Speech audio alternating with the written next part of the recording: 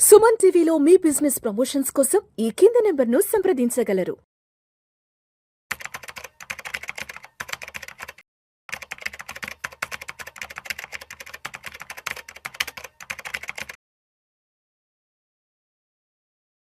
నమస్తే, welcome to Vishnu talks. నేను విష్ణు. ప్రస్తుతం నాతో పాటు సీనియర్ ఫినాన్స్ ప్రొఫెషనల్ గిరిబాబు గారు ఉన్నారు. వారితో మాట్లాడదాం. సార్, గిరిబాబు గారు నమస్తే. సార్ నమస్తే Vishnu. Welcome to Vishnu talks. Thank you so much for being with Vishnu talks. My pleasure. ఎప్పటికప్పుడు చాలా అద్భుతమైన కంటెంట్ తో పబ్లిక్ ని, సుమన్ టీవీ ఆడియన్స్ ని ఎడ్యుకేట్ చేయడానికి, వాళ్ళకి ఒక మంచి ఇన్ఫర్మేషన్ ని కన్వే చేయడానికి, పాస్ ఆన్ చేయడానికి ఎంతో సమయాన్ని మీరు మా సుమన్ టీవీ ప్రేక్షకుల కోసం వెచ్చిస్తున్నారు sir. Thank you so much Giribabu garu. Thank you అండి. రైట్.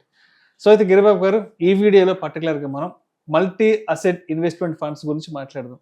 రీసెంట్ టైమ్స్లో ఎక్కడ ఏ మనీ మ్యాగజైన్లో చూసినా, ఏ బిజినెస్ ఆర్టికల్లో చూసినా కూడా ఈ మధ్య కాలంలో మల్టీ అసెట్ ఇన్వెస్ట్మెంట్ ఫండ్స్ గురించే ఎక్కువగా కూడా ప్రస్తావిస్తున్నారు. ఏంటి అసలు మల్టీ అసెట్ ఇన్వెస్ట్మెంట్ ఫండ్ అంటే, ఇది ఎలా వర్క్ అవుతుంది, అండ్ రెగ్యులర్ ఈక్విటీ మ్యూచువల్ ఫండ్స్తో కంపేర్ చేసుకుంటే ఈ మల్టీ అసెట్ ఫండ్లో ఉన్నటువంటి ప్రత్యేకత ఏంటి? ఈ మల్టీ అసెట్ కేటగిరీ ఇవాళ పుట్టింది కాదు, ఆల్మోస్ట్ 15 years అబౌవ్ నుంచే ఉంది. కాకపోతే ఈ మల్టీ అసెట్ అనే ఒక కేటగిరీ ఈ మధ్యకాలంలో బాగా లైమ్లైట్లోకి వచ్చింది మీరు చెప్పినట్టు. కారణం ఏంటంటే, ఈ మధ్యకాలంలో గోల్డ్, సిల్వర్, కమోడిటీస్, కాపర్ పెరగడం చూసాం కదా. అది మామూలు పెరగడం కాదు, విపరీతంగా పెరగడం. అయితే ఎవరైతే డైరెక్ట్గా అందులో ఇన్వెస్ట్ చేశారో ఆ కమోడిటీస్లో, they made a huge returns.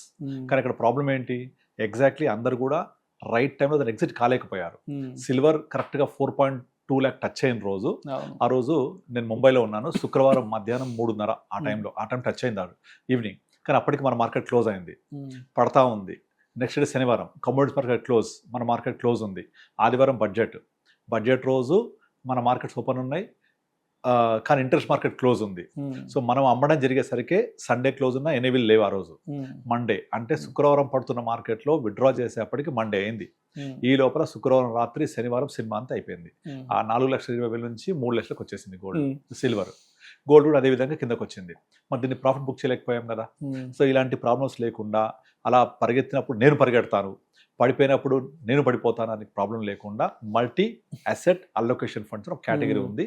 ఇది మధ్యకాలంలో బాగా లైమ్లైట్లోకి వచ్చింది. దీంట్లో ఏంటంటే, ఆ పేరులో ఉన్నట్టుగానే మల్టీ అసెట్ అంటే ఈక్విటీ, డెట్, గోల్డ్, సిల్వర్, తర్వాత అదర్ కమోడిటీస్ ఇవన్నీ కలగాల్సి ఉంటాయి. అంటే వివిధ రకాల అసెట్ క్లాసెస్, వివిధ రకాల.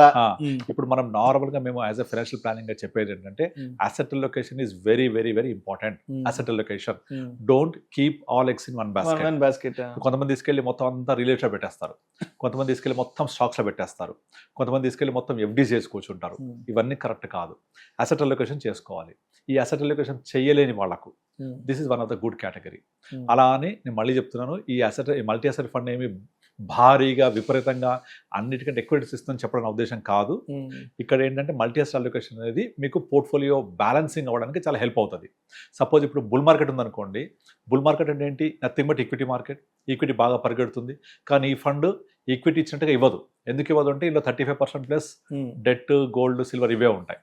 కనుక ఇది డౌన్ సైడ్ ప్రొటెక్ట్ అవుతుంది. అప్ సైడ్ పొటెన్షియలే. ఎప్పుడు మార్కెట్ ఊగిసలాడుతున్నప్పుడు, వొలటాలిటీ ఉన్నప్పుడు, ఫ్లక్చుయేషన్స్ ఉన్నప్పుడు, ఇది మార్కెట్లో ఉన్నప్పుడు మనకు తగ్గకుండా చూసుకుంటుంది. బుల్ మార్కెట్లో అంతగా పార్టిసిపేట్ చేయకపోవచ్చు. కనుక మనకున్న పోర్ట్ఫోలియో అలొకేషన్లో మల్టీ అసెట్ అలొకేషన్ ఫండ్ కూడా ఒకటి పెట్టుకోవాలి. అయితే ఇక్కడ ఒక ఎగ్జాంపుల్ చెప్తాను. ఇప్పుడు నార్మల్గా మ్యూచువల్ ఫండ్స్లో ఇన్వెస్ట్ చేసి ఒక 5, 7, 10 సంవత్సరాలు ఉంటే మీకు నష్టం అనేది రాదు. 100% మంచి రిటర్న్స్ వస్తాయి. కానీ 5 సంవత్సరాలు ఉండాలంటే 5 సంవత్సరాల లోపల మీకు విపరీతమైన వొలటాలిటీ చూస్తాం, అవునా? ఈ వొలటాలిటీ కనుక తట్టుకొని అర్థం చేసుకుంటే రిటర్న్స్ వస్తాయి. కానీ వొలటాలిటీ నాకు వద్దు, నేను ఇంత వొలటాలిటీ తట్టుకోలేను అని కనుక అనుకుంటే, వాళ్లకు ఇది చాలా చాలా మంచి కేటగిరీ. వొలటాలిటీ తక్కువ ఉంటుంది, రిటర్న్స్ మీకు 10+ రిటర్న్స్ అంటే 10, 11, 12 వరకు ఇస్తుంది, depending on the asset allocation ప్రకారంగా. అంటే కరెక్ట్గా ఫండ్ మేనేజ్ బ్యాలెన్స్ చేస్తూ ఉంటాడు. ఇప్పుడు కొన్ని ఫండ్స్ 15% గోల్డ్, సిల్వర్ అలొకేట్ చేస్తాయి, ఒక 10% డెట్ ఇన్వెస్ట్ చేస్తాయి, ఒక 10% ఆర్బిట్రైజ్ తీసుకుంటూ దీంట్లో 60 to 65% మళ్ళీ large cap, large mid cap కేటగిరీలో ఈక్విటీ తీసుకుంటాయి. సో పోర్ట్ఫోలియో బ్యాలెన్స్ అయిందా? All X in one basket కాకుండా స్కాటర్ అయింది కదా. ఈ స్కాటర్ అవ్వడం వల్ల మన పోర్ట్ఫోలియో ప్రాపర్గా మార్కెట్ అలొకేషన్స్ ప్రకారంగా మార్కెట్ ఫ్లక్చుయేషన్స్కి తట్టుకుంటూ పెరుగుతూ ఉంటుంది. ఇక్కడ 2 రకాలు, మళ్ళీ కొన్నేమో ఈక్విటీ అలొకేషన్ ఉండడం వల్ల ఈక్విటీ ట్యాక్సేషన్ ఉంటుంది, కొన్నేమో ఈక్విటీ అలొకేషన్ తక్కువ ఉండడం వల్ల 2 years డెట్ ట్యాక్సేషన్ కూడా ఉంటుంది. అంటే అబౌట్ 2 years ఉంటే కానీ ఈక్విటీ ట్యాక్సేషన్ రాదు. సో అలా చూసుకొని మనం ఇన్వెస్ట్ చేసుకోవాలి. ఇక్కడ ఒక పాయింట్ చెప్తాను. ఇప్పుడు నార్మల్గా మ్యూచువల్ ఫండ్ ఇన్వెస్ట్ చేసి ఒక 5 ఏళ్ళు 10 ఏళ్ళు ఉంటే డెఫినెట్లీ మనము విన్ అవుతాము, డబ్బులు ఇస్తాయి. కానీ ఈ 10 ఏళ్ల పాటు ఉన్న జర్నీ ఎలా ఉంటుంది అనే ఒక ఎగ్జాంపుల్ చెప్తాను. ఇప్పుడు సపోజ్ మీరు ఒక మంచి కొండ ప్రాంతం చూడడానికి వెళ్తున్నారు, ప్రయాణం చేస్తున్నారు కారులో, రాత్రంతా ప్రయాణం చేసి పొద్దున వెళ్తే అక్కడ ఒక మంచి సినిక్ బ్యూటీ ఉంది, ఆ ఎన్విరాన్మెంట్ ఎంజాయ్ చేస్తారు. కానీ ఇక్కడ నైట్ అంతా జర్నీ అంతా బాగా ఇబ్బందికరంగా ఉండి కార్ ఎత్తేసుకుంటా విపరీతంగా ఇబ్బంది పడి వెళ్ళి మీరు దిగి అక్కడ ఫ్రెష్ అయ్యి అక్కడ ఉన్న ప్రకృతి అందాలు చూడాలంటే మీరు రాత్రి చేసిన జర్నీ ఏమవుతుంది, మిమ్మల్ని ఇన్కన్వీనియంట్ చేస్తుంది కదా. కనుక ఆ నేచర్ బ్యూటీని ఎంజాయ్ చేయలేము. సేమ్ మ్యూచువల్ ఫండ్ అంతే. మీ జర్నీ కనుక ఒడిదుడుకులు ఉండి అప్ అండ్ డౌన్ ఉండి మీరు మొత్తం నేను 5 years తర్వాత నాకు ఎప్పుడు డబ్బులు వస్తాయి, 7 years తర్వాత వస్తాయి అనుకునే ఉద్దేశంలో ఉంటే వస్తాయి. కానీ మీ ఈ 5 ఏళ్ల ప్రయాణం 7 ఏళ్ల ప్రయాణం కూడా సాఫీగా జరగకుండా ఒడిదుడుకులో ఉంటే చాలామంది తట్టుకోలేరు. That is the major reason. ఈరోజు కూడా దాదాపుగా ఇండియాలో 5% ఆఫ్ పీపుల్ కూడా మ్యూచువల్ ఫండ్స్ క్యాపిటల్ మార్కెట్లోకి రాలేదు. 95% of people are out of the market. అంటే మనం 5%కే ఇంత రిటర్న్ చూస్తున్నాము అంటే, ఇంత మార్కెట్ అప్షన్ చూస్తున్నాము అంటే, దెన్ ఇమాజిన్ అబౌట్ 1 more 5% కదా. సో కానీ ఈ 5% మాత్రం ఎందుకున్నారు అంటే ఈ ఒడిదుడుకులు తట్టుకోలేక. వాళ్ళందరికీ ఉద్దేశించిన ఒక మంచి కేటగిరీ మల్టీ అసెట్. అందుకని ఈ మధ్యకాలంలో ప్రతి ఫండ్ హౌస్ తీసుకొస్తోంది, ప్రతి ఫండ్ హౌస్ కూడా ప్రొజెక్ట్ చేస్తోంది. రెండోది, మనము గోల్డ్ సిల్వర్ గురించి కూడా చాలా వింటున్నాం కదా, రాబోయే రోజుల్లో గోల్డ్ పెరుగుద్దని, సిల్వర్ పెరుగుద్దని. అది పెరిగినా పెరగకపోయినా మనం కూడా కొంత అందులో ఇన్వెస్ట్ చేయాలనుకునే వాళ్ళకు ఇది ఒక మంచి కేటగిరీ. అండ్ నేను ఇందాక చెప్పినట్టు మీ జర్నీ సుఖవంతంగా ఉండాలి, ఒడిదుడుకులు ఉండకూడదు, నేను డెస్టినేషన్ రీచ్ అయినప్పుడు కూడా హ్యాపీగా ఉండాలి, నా ప్రయాణం మాత్రమే కాదు డెస్టినేషన్ కూడా. సో ఇది ఒక మంచి ఎగ్జాంపుల్ యాక్చువల్గా. అట్లా ఉన్నప్పుడు మనకు ఈ మల్టీ అసెట్ అనేది చాలా మంచిగా మనకు రిటర్న్స్ ఇస్తుంది, సేఫ్గా, వాలటిలిటీ తక్కువతోటి. అయితే ఇప్పుడు ఈ మల్టీ అసెట్ అలొకేషన్ ఫండ్స్లో ఎవరు ఇన్వెస్ట్ చేయొచ్చు, ఎంత మినిమం టికెట్ సైజ్ ఉంటుంది ఇంట్లోకి?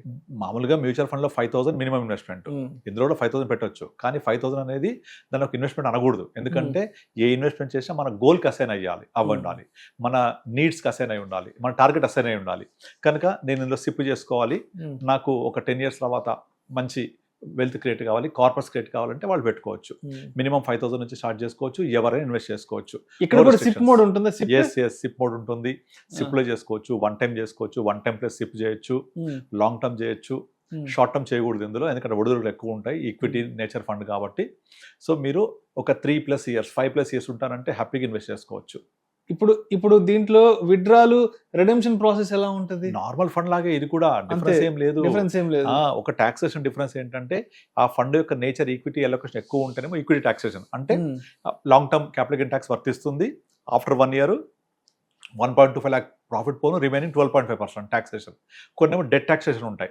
ఆ డెట్ టాక్సేషన్ ఉండడం వల్ల 2 years తర్వాత మనకు టాక్సేషన్ వర్తిస్తుంది, LTCG. అంతే తేడా. ఎవరైనా ఇన్వెస్ట్ చేయొచ్చు, సిప్ మోడ్ ఉంటుంది, మన లంసమ్ కూడా చేసుకోవచ్చు. రైట్.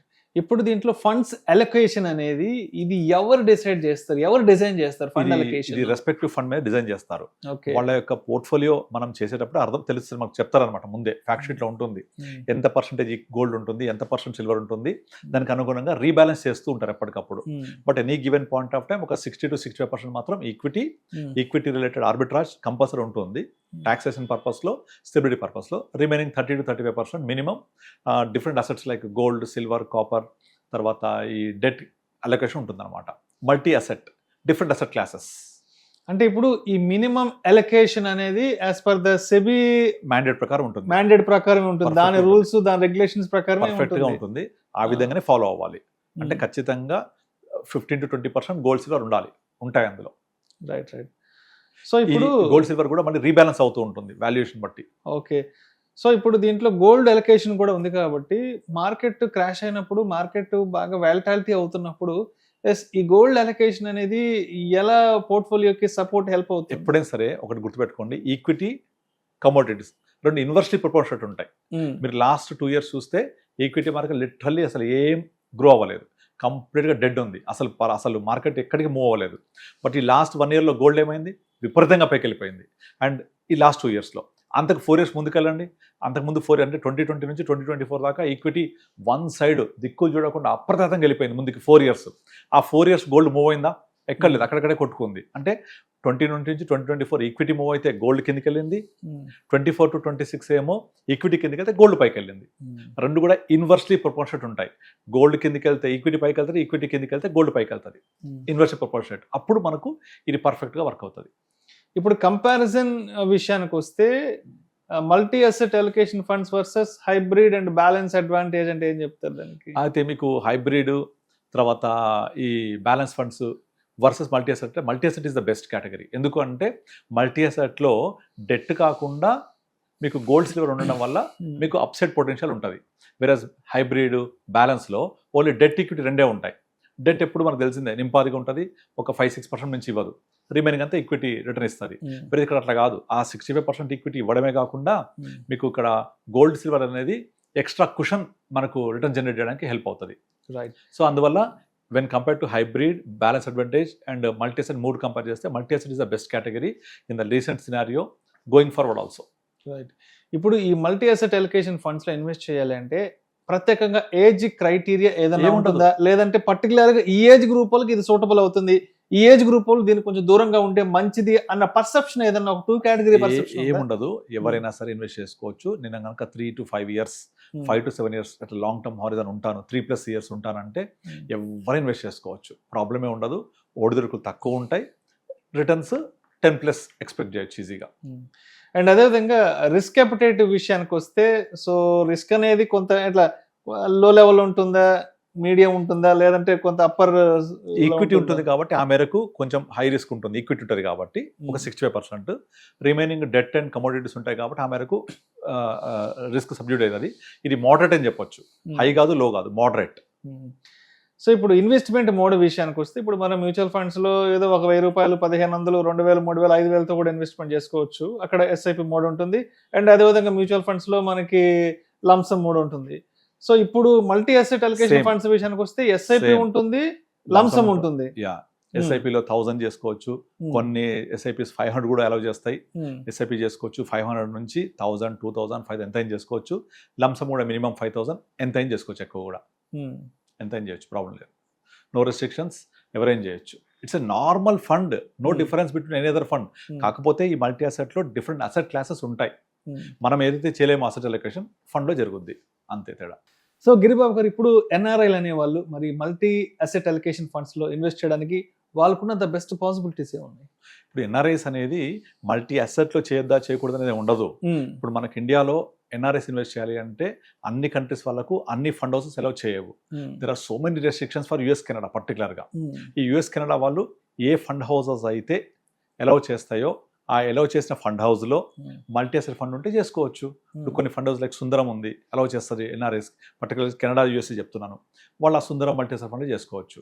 కాదు నాకు ఐసిఐసి మల్టీ అసెట్ కావాలి అంటే ఐసిఐసి అలౌ చేయదు యుఎస్ కెనడా వాళ్ళు, సో చేయలేరు వాళ్ళు అందులో. సో అట్లాగే యూరోప్ ఉంది, మిడిల్ ఈస్ట్ ఉంది, వీళ్ళకి రెస్ట్రిక్షన్స్ ఉండవు. ఏ ఎన్ఆర్ఐ అయినా సరే ఏ ఫండ్ అయినా చేసుకోవచ్చు. సో వాళ్ళు నచ్చిన ఫండ్ హౌస్లో మల్టీ అసెట్ ఫండ్ ఉంటే చేసుకోవచ్చు. అట్లా మల్టీ అసెట్ అనే కేటగిరీని ఎవరు రెస్ట్రిక్ట్ చేయరు. ఓన్లీ కంట్రీ వైజ్గా ఇన్వెస్ట్ చేయాలా వద్ద రెస్ట్రిక్షన్ ఉంటుంది. నువ్వు ఎక్కడ అలౌ చేస్తారో అలౌ చేసిన ఫండ్ హౌస్లో ఈ ఫండ్ ఉంటే చేసుకోవచ్చు. రైట్. సో అదేవిధంగా ఇప్పుడు 2026 మార్కెట్ అవుట్లుక్ని దృష్టిలో ఉంచుకుని మల్టీ అసెట్ అలొకేషన్ ఫండ్స్ని అంటే దానికున్న స్కోప్ ఇప్పుడు ఎంత వరకు ఉంది? ఇప్పుడు ఈ 2026 మార్కెట్ నుంచి చూస్తే ఇప్పుడు ఎవరైతే చాలా మంది గోల్డ్ సిల్వర్ ర్యాలీ మిస్ అయిపోయాను, చాలా పరిగెత్తిపోయింది అనుకునే వాళ్ళు ఫోమో తోటి మళ్ళీ గోల్డ్ సిల్వర్ లో మొత్తం తీసుకెళ్లి పెడతాను అని ఇబ్బంది పడకుండా వాళ్ళకు మల్టీ అసెట్ అనేది ఒక మంచి కేటగిరీ. అక్కడ ర్యాలీ మిస్ అయిన వాళ్ళు ఇందులో పార్టిసిపేట్ చేస్తే మళ్ళీ ఫ్యూచర్ ర్యాలీ వస్తే వాళ్ళకు గెయిన్ అవుతుంది. అందులో ఫ్యూచర్ ర్యాలీ వస్తే చెప్పలేం వస్తుందా రాదా అనేది. ఆల్రెడీ విపరీతంగా పరిగెత్తింది, మళ్ళీ ఇక్కడ నుంచి 2-3 years పడుకోవచ్చు కూడా గోల్డ్ సిల్వర్, మళ్ళీ పెరగకపోవచ్చు, కన్సల్టేట్ అవ్వచ్చు. కానీ కిందకి వెళ్ళే అవకాశాలు తక్కువ ఉంటాయి జనరల్గా కమోడిటీస్లో. కనుక అలాంటి వాళ్ళకు నేను మిస్ అయ్యాను అనుకుంటే మల్టీ అసెట్లో ఉండే కొంత అలొకేషన్ అనేది వాళ్ళకు హెల్ప్ అవుతుంది. సో ఈ 2026 నెలలో this is advisable fund. Right sir. Thank you sir. Thank you so much Giribabu గారు.